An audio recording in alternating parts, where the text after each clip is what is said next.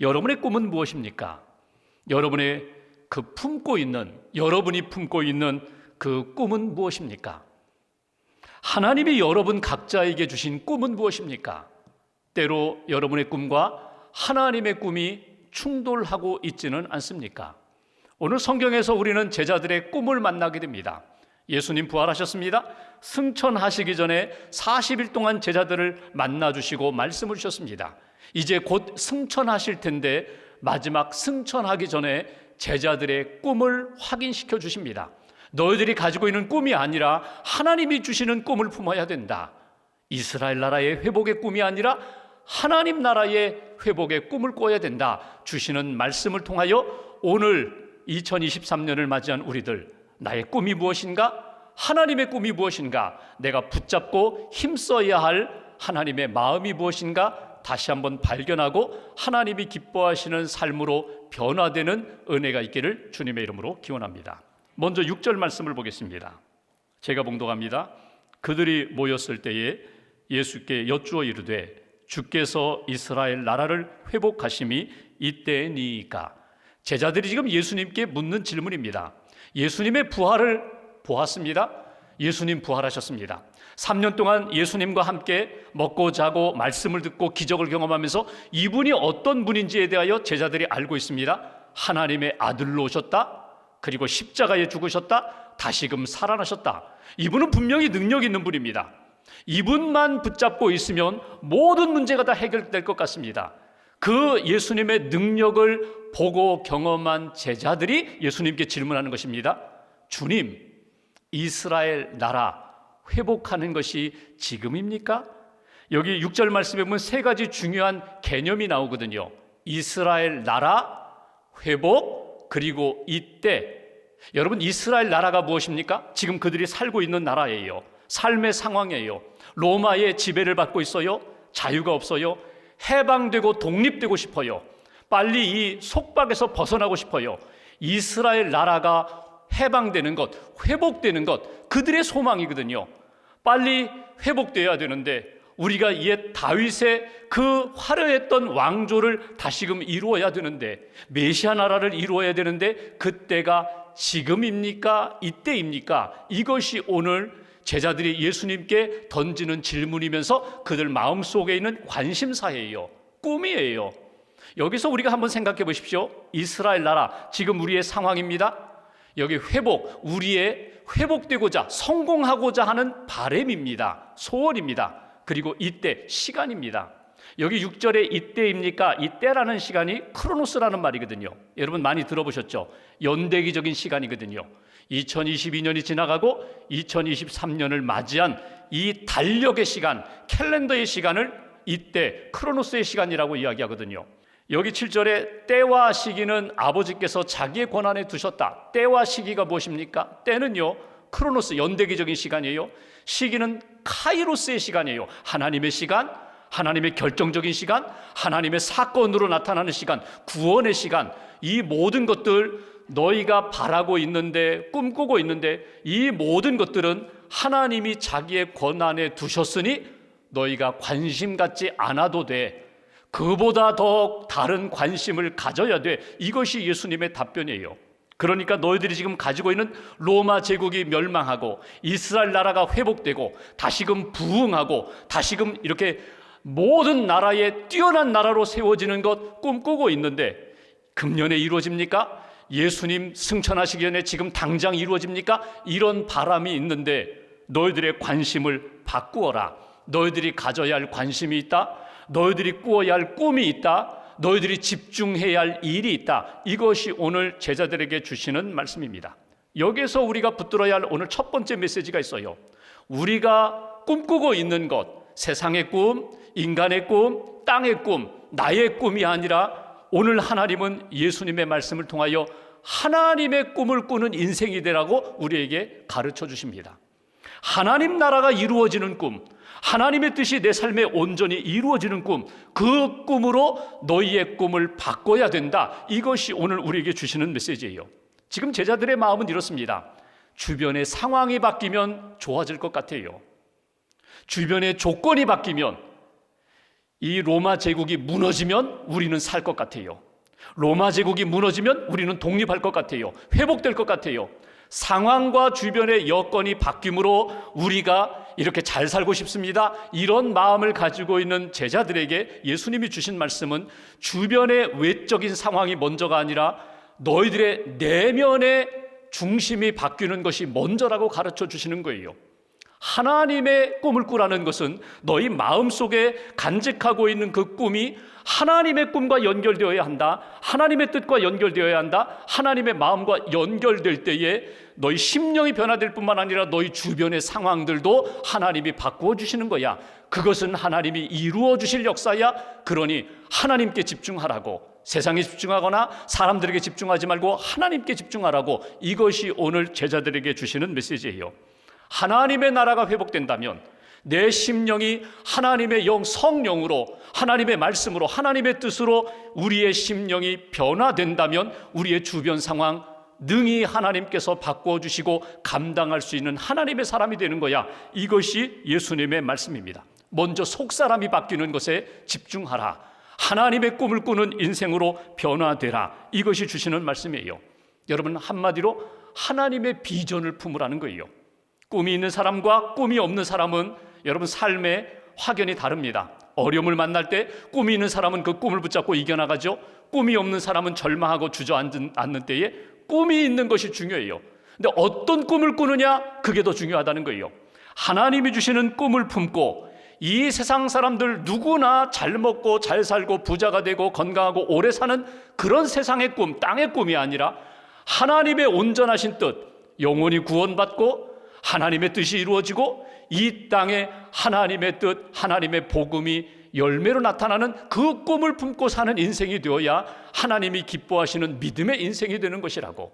여러분, 우리는 이 세상의 꿈과 하나님의 꿈 둘 가지고 때로는 갈등하기도 하고 충돌하기도 하고 때로는 좋아하기도 하고 실망하기도 하고 그래요.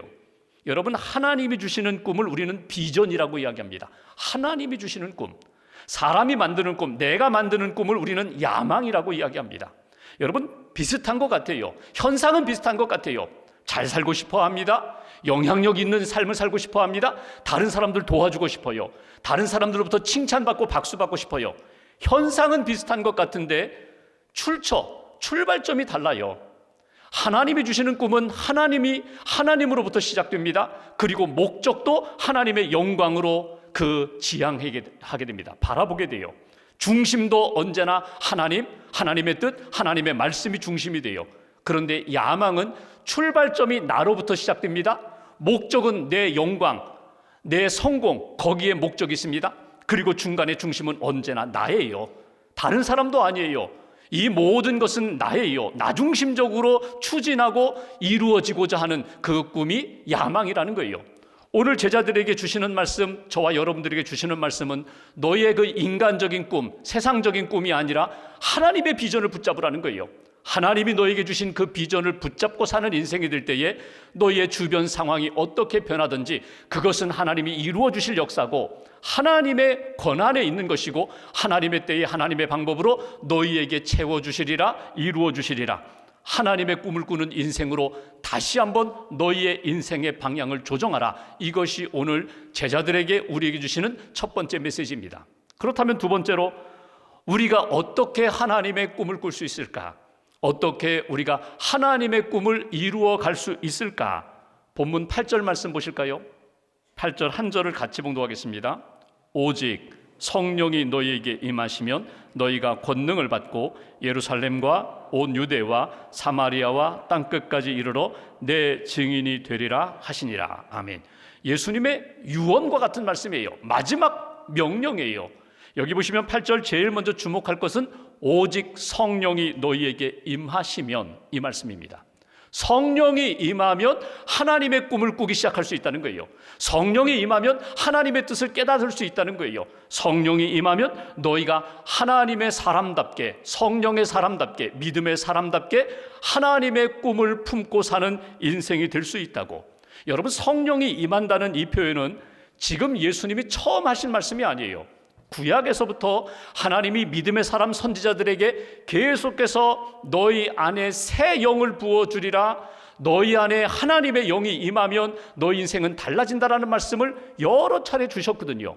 대표적으로 구약 요엘서 2장 28절 말씀, 그 후에 내가 내 영을 만민에게 부어주리니 너희 자녀들이 장래일을 말할 것이며 너희 늙은이는 꿈을 꾸며 너희 젊은이는 이상을 볼 것이며, 우리가 찬양 부르는 그 내용이거든요.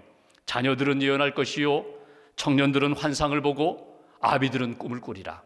여러분, 이것은 무엇입니까? 성령이 임하면 못 보던 것 볼 수 있고, 듣지 못했던 것 들을 수 있고, 내가 품을 수 없는 것 품게 하시고 감당하지 못하는 일들도 감당할 수 있도록 함께 해주신다, 힘을 주신다는 거예요. 이것이 권능이고 이것이 능력입니다. 오직 성령이 너희에게 임하시면 하나님의 꿈을 이룰 수 있는 인생이 된다, 하나님의 뜻대로 순종할 수 있는 인생이 된다, 감당하지 못할 것이 없는 능력의 사람으로 하나님이 만들어 주시겠다, 능력을 주시겠다는 거예요. 힘을 주시겠다는 거예요. 오늘 1장 8절 말씀 다시 한번 보십시오. 오직 성령이 너희에게 임하시면 너희가 권능을 받고, 문법적으로 보면요, 이것은 미래 수동태거든요. 그러니까 성령이 임해야 능력이 나타나는 거예요. 성령이 임하면 내가 하는 것이 아니라 하나님이 내게 능력을 주신다는 거예요. 하나님의 능력으로 감당할 수 있는 하나님의 사람이 된다. 하나님의 꿈도 이룰 수 있고 하나님의 뜻도 이룰 수 있고 하나님이 기뻐하시는 인생으로 펼쳐질 수 있다. 이것이 주시는 두 번째 메시지입니다. 오늘 우리가 붙들어야 할 메시지, 예수님의 약속입니다. 성령이 임하면 너희가 권능을 받게 되리라. 하나님의 능력을 받게 되리라. 하나님의 힘이 너희 안에 들어오게 되리라. 여러분, 이 권능을 두나미스라고 표현합니다. 헬라어로. 두나미스가 뭐예요? 다이너마이트가 여기서 나왔잖아요. 폭발하는 힘이에요. 깨뜨리는 힘이에요. 감당하지 못했던 것들을 능히 감당할 수 있도록 길을 내시는 힘이에요. 하나님이 주시는 힘으로 다이나믹, 아주 활력이 넘치는 그런 신앙의 삶을 살 수 있도록 하나님이 능력을 부어주시겠다는 거예요. 여러분, 우리가 신앙생활하면서 성령이 임할 때가 있어요. 기도하다가 성령을 받아요. 성령 체험을 합니다. 내가 말씀을 읽다가 성령의 뜨거움을 경험하게 됩니다.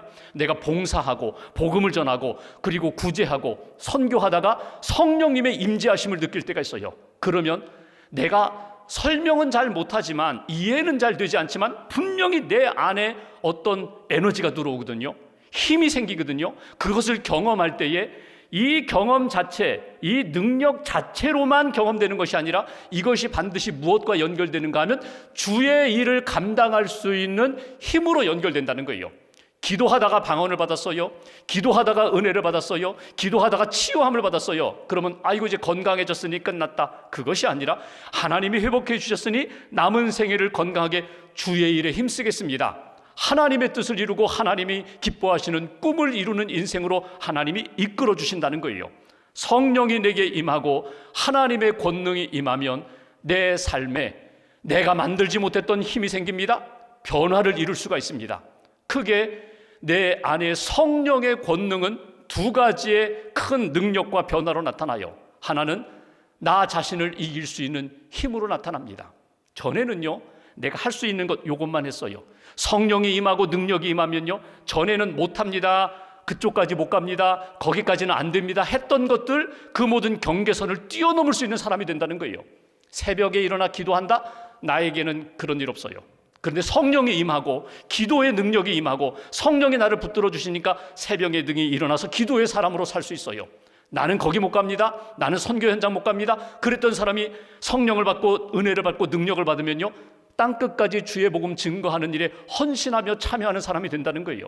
전에는 내 자아를 이기지 못했어요. 욕망을 이기지 못했어요. 죄책감도 이기지 못했어요. 죄에 늘 짓눌려 살던 우리가 성령의 능력이 임하면 그 능력으로 죄도 이기고 죄책감 문제도 해결하고 쓴뿌리도 해결하고 나의 자아와 욕망을 능히 이길 수 있는 그런 능력의 사람이 된다는 거예요. 나만 이깁니까? 아니에요. 세상을 이기는 사람이 돼요. 어두운 세상, 유혹 많은 세상, 나를 흔들고 있는 이 어두운 풍파도 능히 이길 수 있는 담대한 하나님의 사람으로 나를 붙들어 주신다. 여러분, 하나님의 능력, 성령님의 능력을 의지하세요. 자꾸 내 힘으로, 지식으로, 경험으로 내가 그 모든 것을 이기려고 하니까 금방 지칩니다. 그리고 포기합니다. 아니에요. 성령님이 내게 능력으로 다가오셨는데, 능력을 주셨는데 그 힘을 의지하시라는 거예요. 성령의 능력을 의지하여 나를 이기고 세상을 이기고 어두운 역사를 이기고 능히 하나님의 사람으로 하나님의 꿈을 이루어드리고 하나님의 뜻을 이루는 그런 인생이 되겠습니다. 다시 한번 다짐해 보세요. 여러분 삶 가운데 여러분을 아주 옥죄이고 있는 것이 무엇입니까? 여러분을 힘들게 하고 있는 것이 무엇입니까? 나로서는 안 돼요. 미움을 이길 수 없어요. 저 미움 내가 극복하기 어려워요. 근데 성령님이 내게 은혜를 주시고 감동 주시고 사랑하는 마음을 주시면요, 능히 미움도 이길 수 있어요. 사랑할 수 있어요. 용서할 수 있어요. 축복할 수 있어요. 품을 수 있어요. 그 성령님의 능력을 받고 그 능력 안에서 하나님이 기뻐하시는 주의 꿈을 이루는 인생이 되어라. 이것이 오늘 우리에게 주시는 두 번째 메시지입니다. 한 가지를 더 볼까요? 8절 중반부를 보십시오. 이렇게 말씀합니다. 성령이 임하고 너희가 권능을 받게 되리라. 그러면 예루살렘, 온 유대, 사마리아 땅끝까지 이르러 내 증인이 되리라. 내 증인이 되리라. 예수님의 증인이 되리라. 이것도 마찬가지예요. 미래 수동태입니다. 그러니까 내가 증인, 스스로 내가 증인으로 나서는 것이 아니라 성령을 받고 능력을 받고 체험하면 하나님이 성령님을 통하여 나로 하여금 증인의 삶으로 이끌어 주신다는 거예요. 내가 증인되는 길로 내가 나아갈 수 있도록 하나님이 이끌어 주신다. 여기 내 증인이 되리라 이 말씀은 예언적 의미도 있고요, 또 하나는 명령적 의미도 있어요. 예언적 의미라는 것은 무엇인가 하면 성령이 임하면 그렇게 갈 수밖에 없다는 거예요. 능력이 임하고 그리고 체험한 것 증거하는 인생으로 나갈 수밖에 없다. 성령이 임하면 너희는 마땅히 증인된 삶을 살아야 돼. 사명적 의미, 주님이 주시는 명령이라는 거예요. 여기서 세 번째 우리가 기억할 메시지가 있습니다. 여러분, 하나님의 꿈이 뭐예요? 나를 향한 하나님의 꿈이 뭐예요? 내가 예수 그리스도 믿고 구원받아 성령의 능력 가운데 증인되는 것이 하나님의 꿈이에요. 증인의 삶을 살아서 하나님의 나라가 세워지는 것이 하나님의 꿈이에요. 그래서 세 번째 주시는 메시지, 주의 증인이 되리라. 예수의 증인이 되리라. 하나님의 능력과 은혜를 받은 하나님의 사람답게 살게 되리라. 이것이 우리에게 주시는 세 번째 메시지예요. 여러분, 증인이라는 것은 뭐냐면요, 정체성의 변화거든요. 나는 하나님의 자녀입니다. 나는 어린 양입니다. 나는 주님의 제자입니다. 여기에 만족하는 것이 아니라 내가 체험했으니까, 경험했으니까 내가 경험한 것, 체험한 것, 그거 내가 나팔 불겠습니다. 내가 말하겠습니다. 내가 소개하겠습니다. 증인의 정체성으로 바뀐다는 거예요. 여러분, 증인은 경험한 것이 있어야 증인이 됩니다. 가보았어요? 들어보았어요? 경험해 보았어요? 경험한 것이 있어야 증인이 돼요. 아무것도 경험하지 못했는데 어떻게 증인이 돼요? 오늘 주일날 예배 드리러 오셨습니다. 예배 드리며 하나님의 은혜를 만났어요. 여러분, 나중에 여러분 가족들과 만날 때 오늘 내가 예배 드리며 하나님이 내게 이런 은혜를 주셨다, 깨달음을 주셨다, 감동을 주셨다, 해답을 주셨다. 이 경험이 있어야 증언할 수가 있는 거예요. 여러분, 증인은 사랑이 있어야 됩니다.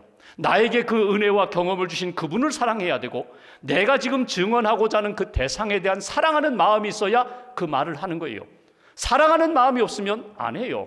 내가 무엇 때문에 그 사람에게 이런 이야기를 하나? 시간을 들여서 안 해요. 사랑이 있을 때 가능해요. 또 하나, 용기가 있어야 돼요.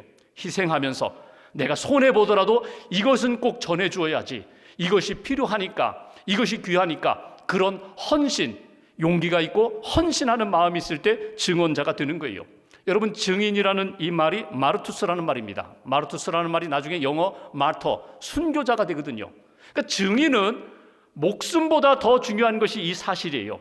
경험하고 이 은혜 받고 이 진리 안에서 새로워진 것, 내가 이거 꼭 전해주어야겠다. 그래서 시간을 들이고 물질을 들이고 심지어 내가 희생하면서까지라도 내가 증인의 삶을 사는 것, 이것이 하나님이 우리에게 기뻐하시는 뜻이라는 거예요.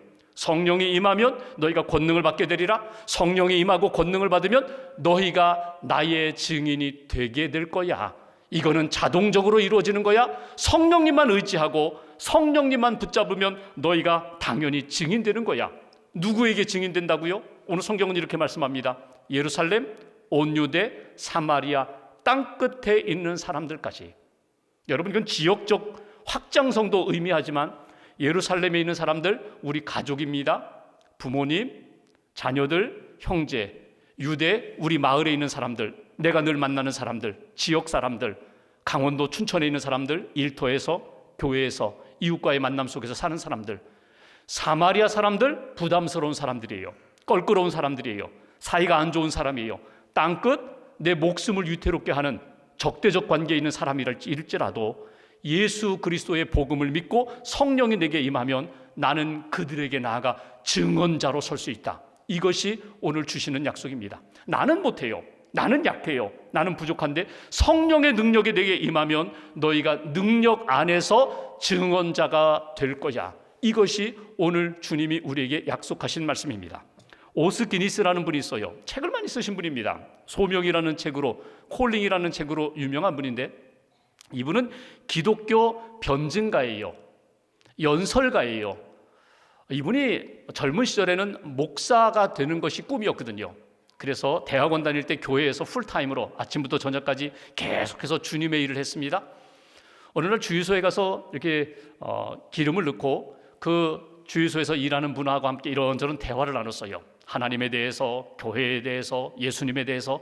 그리고 차를 타고 다시금 이렇게 교회를 오는데, 내가 이번 주간에 예수 안 믿는 사람 몇 명이나 만났나 잠깐 생각해 봤더니 조금 전에 만났던 그분 한 분밖에 없는 거예요. 일주일 내내 늘 교회에서 예수님 믿는 사람들과 만나 양육하고 교제하고 신앙생활.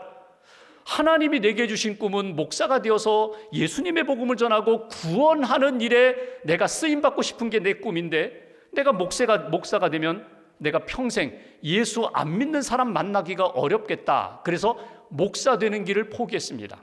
그리고 나는 기독교 복음의 변증가게 되겠다. 글로, 말로, 삶으로 예수님을 증언하는 삶이 되겠다. 그렇게 해서 여러 권의 책을 썼거든요. 그분이 강조하는 것은 이것입니다. 세상 속으로 들어가라는 거예요. 우리끼리 모여 앉아가지고 복음 안에서 참 좋습니다, 감사합니다, 은혜 받았습니다, 우리끼리 모여 있지 말고 세상 속으로 들어가라는 거예요.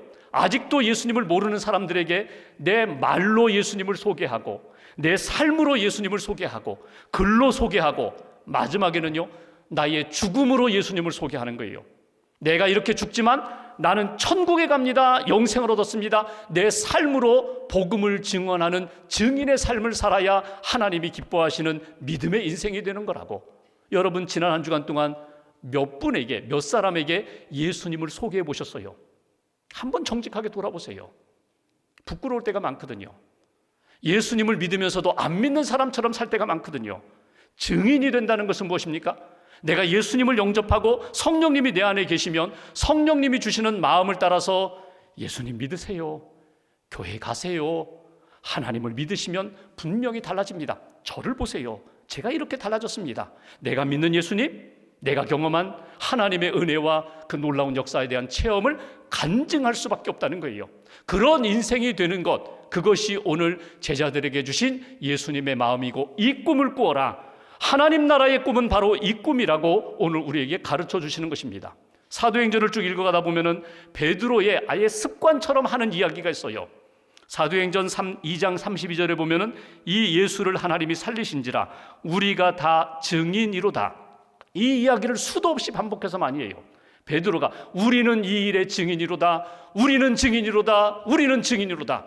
사도행전을 보시면 계속 반복해서 베드로가 그 얘기를 합니다. 베드로만의 고백이 아닙니다. 저와 여러분들의 고백이 되어야 합니다.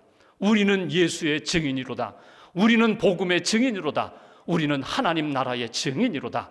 여러분, 하나님 나라의 꿈을 가슴에 품고 영혼 구원하는 일을 위하여 땅끝까지 주의 복음을 증거하는 선교의 영성을 품고 이번 한 주간 살아가시고, 꼭 누구를 만나든지 하나님이 감동을 주실 때 먼저 기도하세요. 기도하고, 하나님, 제가 예수님을 소개합니다, 복음을 전합니다, 증인으로 삶을 살겠습니다, 붙들어 주세요.